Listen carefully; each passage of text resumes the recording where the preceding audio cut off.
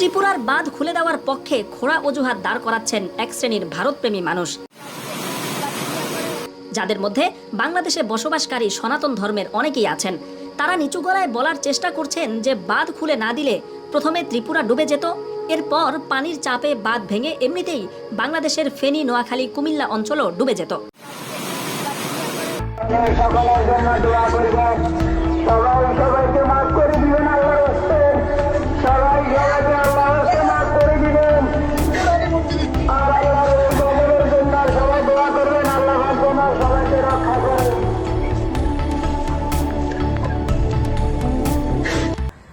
আমি মনে করি সময় এসেছে ভারতকে দাঁত ভাঙা জবাব দেওয়ার জন্য।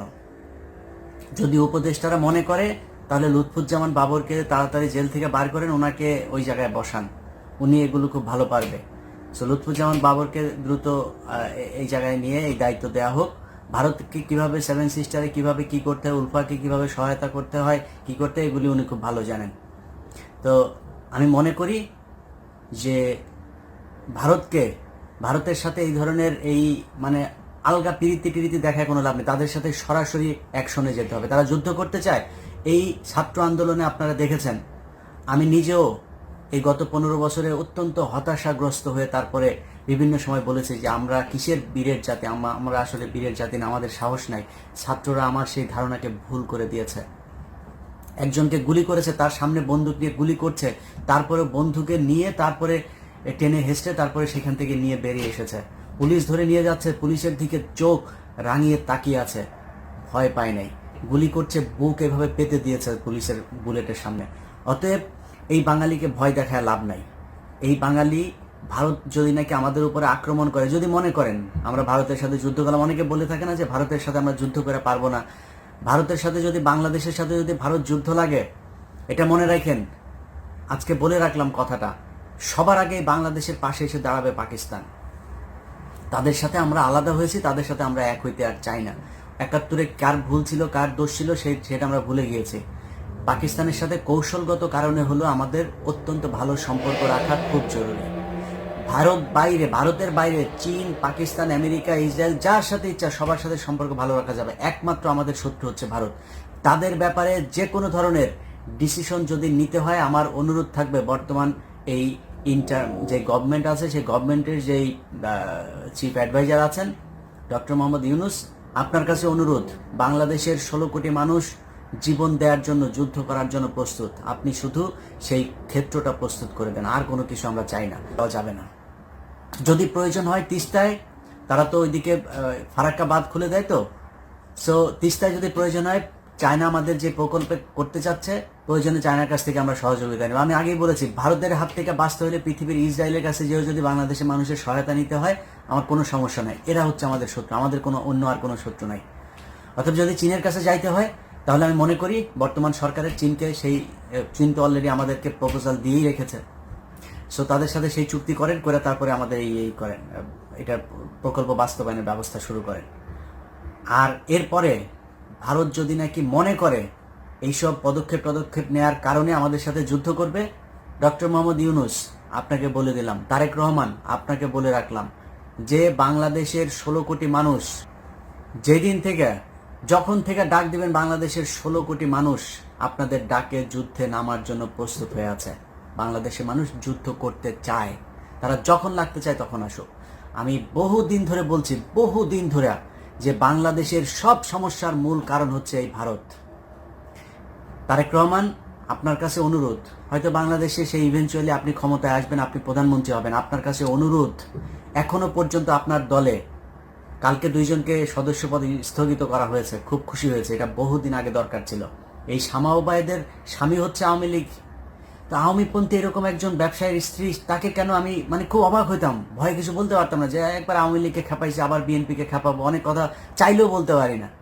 তো এ থাকে কিভাবে? তার সাথে আরেকজন কৃষক দলের, আমি ওনার ব্যাপারে আমি জানি না, ওনার ব্যাপারে আমার কোনো আইডিয়া নাই, যাক 2 জনকে সদস্যপদ স্থগিত করা হয়েছে। এরকম যদি প্রয়োজন হয়, মির্জা ফখরুল থেকে শুরু করে যদি আর যারা এই রয়ের হয়ে কাজ করেছে, আওয়ামী লীগের এবং ইন্ডিয়ার টাকা নিয়েছে, যাদের লিঙ্ক আছে বা টাকা পয়সার লেনদেনের ভিডিও আছে, এদেরকে খুঁজে বের করে তারপরে আপনি এই দল থেকে বহিষ্কার করেন। আপনাকে বললাম, আমি আমার জায়গা থেকে আমার বিশ্বাস মানুষের সাথে তো কম চলাফেরা হয় না, মানুষের কম মন্তব্য শুনি না। বাংলাদেশের মানুষ, আপনি যদি সরাসরি ভারতের বিরুদ্ধে কথা বলেন, মালদ্বীপের মৈজুর মতো কিংবা শ্রীলঙ্কার মতো কিংবা নেপালের মতো, পাকিস্তানের মতো এইসব দেশ কিন্তু সরাসরি ভারতের বিরুদ্ধে যুদ্ধ ঘোষণা করে টিকে আছে।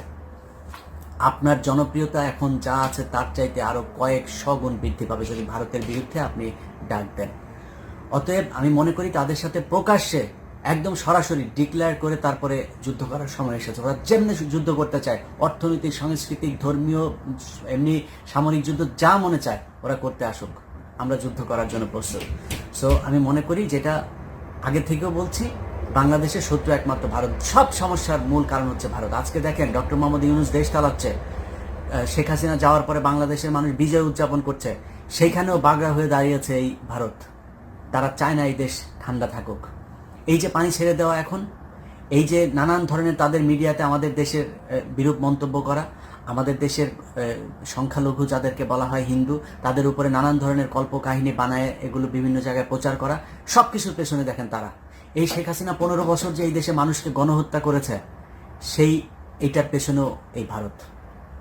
অতএব ভারত যে আমাদের শত্রু সেটা আমরা এখন চিনেছি। বাংলাদেশের মানুষের মধ্যে আমরা সেই পরিস্থিতিটা তৈরি করেছি, সেই মানসিকতাটা তৈরি করেছি যে তারা ভারতকে এখন প্রচন্ড রকমের ঘৃণা করে। আপনাকে অনুরোধ থাকবে, যারাই বাংলাদেশে রাজনীতি করবেন তাদের কাছে অনুরোধ থাকবেন, ভারতের বিরোধিতাটা সরাসরি করতে হবে। যে মানুষগুলো আজকে মরছে বন্যার পানিতে, দেশের অর্থনীতি নষ্ট হচ্ছে, এই সব কিছুর জন্য ভারত দায়ী এবং সেটা সরাসরি বলতে হবে। সেটা যদি না বলা যায়, সেটার যদি অ্যাকশন না নেওয়া যায়, তাহলে কোনোদিন এই সমস্যার সমাধান হবে না। দিন শেষ, পৃথিবীতে বহু দেশের সাথে বহু দেশের হয়েছে, যুদ্ধ হয়েছে। পৃথিবীতে এই পর্যন্ত একবার পারমাণবিক যুদ্ধ হয়েছে, একবার। সেটা জাপানে আমেরিকা মেরেছে। সেই পারমাণবিক যুদ্ধ যাদের সাথে হয়েছে, যাদের উপরে পারমাণবিক বোমা নিক্ষেপ করা হয়েছিল, সেই জাপান এখন আমেরিকার সবচাইতে ভালো বন্ধু। পৃথিবীতে এরকম বহু উদাহরণ আছে। তো আমরা পাকিস্তানের সাথে আমরা আলাদা হয়েছে, কিন্তু বাংলাদেশের মানুষের সাথে পাকিস্তানের মানুষের কোনো দ্বন্দ্ব নাই। ওই সময় যারা রাজনীতি করতো তাদের সমস্যা, পাকিস্তানের রাজনীতিবিদদেরও ওই সময়ের পলিসিতে ভুল আছে। আর বাংলাদেশে ছিল হচ্ছে রয়ের এই মালায়নের বাচ্চা আপনার শেখ মুজিব, বাপ ছিল আপনার হিন্দু, ও রক্তটা হিন্দু, যেই কারণে ওরা এখন পর্যন্ত ওই আপনার করতে পারে না, ভারতের কাছ থেকে ওরা বের হইতে পারে না। আমরা হিন্দুদের মানে ধর্ম নিয়ে হিন্দুদেরকে আমি কোনো কটাক্ষ করছি না, আপনাদের ব্যাপারে আমাদের কোনো নেই, কিন্তু আমার মুসলমান যখন কিনা ভারতের পক্ষ হয়ে কাজ করে তখন আমি আমার জায়গাটা আমি পরিষ্কার করলাম।